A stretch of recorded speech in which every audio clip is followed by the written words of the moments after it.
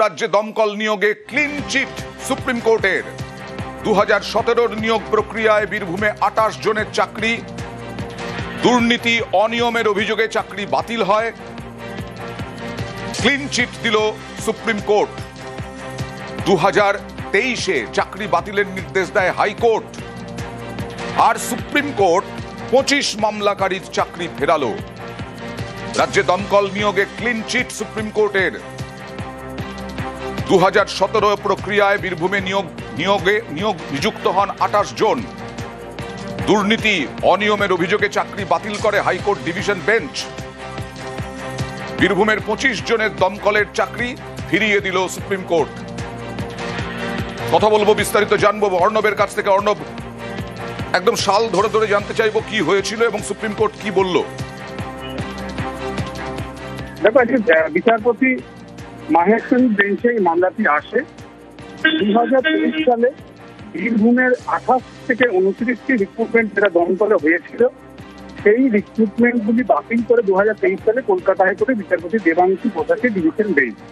এবং মূলত অনিয়ম, পাশাপাশি দুর্নীতির অভিযোগ থাকার কারণে প্রাথমিক যে তথ্য প্রমাণ আসে কলকাতা হাইকোর্টের কাছে, তার ভিত্তিতে ওই বীরভূম জেলার আমি আসছি অর্ণব তোমার কাছে। আবার বলছি, বিচারপতি মাহেশ্বরী বেঞ্চের নির্দেশে শুক্রবার চাকরি ফিরে পেলেন বীরভূমের চাকরি হারারা। 2017 সাল থেকে 2023 অপেক্ষা করতে হয়েছে তাদের। 2025, এই 2025-এ এসে এবার সুপ্রিম কোর্ট চাকরি ফেরালো। সরাসরি চলে যাব প্রতিনিধি অর্ণবের কাছে। হ্যাঁ অর্ণব, যেটা বলছিলে। দেখো, 2017 সালে রাজ্য সরকার এটা বিজ্ঞপ্তি জারি করে এবং বিজ্ঞপ্তি জারি করার মধ্য দিয়ে রাজ্য জুড়ে প্রায় 3000-এর কাছাকাছি ফায়ার অপারেটর বা দমকলের বিভিন্ন উইং মিলিয়ে প্রায় 3000 নিয়োগের বিজ্ঞপ্তি জারি করে। এবং এই 3000 নিয়োগ হয়, সেটা এই নিয়োগ প্রক্রিয়া 2019 সাল বা তার পরবর্তী সময়তে। সেই প্রক্রিয়াতে প্রায় 28 থেকে 29 জন নিয়োগ পায় বীরভূম জেলায়। বীরভূম জেলা থেকে মামলা আসে, সেই মামলা কলকাতা হাইকোর্টে পৌঁছায় এবং প্রাথমিক যে তথ্য প্রমাণ সেগুলি খতিয়ে দেখার পর বিচারপতি বসাকের ডিভিশন বেঞ্চ বীরভূম জেলার ক্ষেত্রে ফায়ার যে চাকরি, দমকলের যে চাকরি, সেগুলিকে বাতিল করে, অর্থাৎ অনিয়ম বা দুর্নীতির অভিযোগ থাকার কারণে। এরপর 25 জন মামলাকারী যারা চাকরি হারান কলকাতা হাইকোর্টের নির্দেশে, তারা সুপ্রিম কোর্টে পৌঁছায়।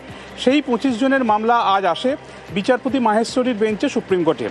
এবং এই 25 জন মামলাকারী 28 বা 29 মধ্যে সবাই যাননি, 25 জন গেছিলেন।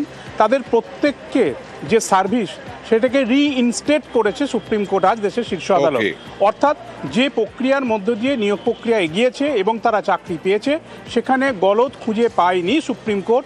অর্থাৎ যে দমকলে নিয়োগ প্রক্রিয়া, যেটা 2017 সালে প্রক্রিয়া শুরু হয়েছিল, 2019 সাল থেকে নিয়োগ প্রক্রিয়া হয়েছিল, সেখানে কার্যত স্বচ্ছতার কোনো অভাব নেই, বা যে নিয়োগ প্রক্রিয়া ছিল সেই নিয়োগ প্রক্রিয়াটা আইন মেনে হয়েছে, তাই সেটাকে ক্লিন চিট দিল দেশের শীর্ষ আদালত বিচারপতি মাহেশ্বরীর বেঞ্চ।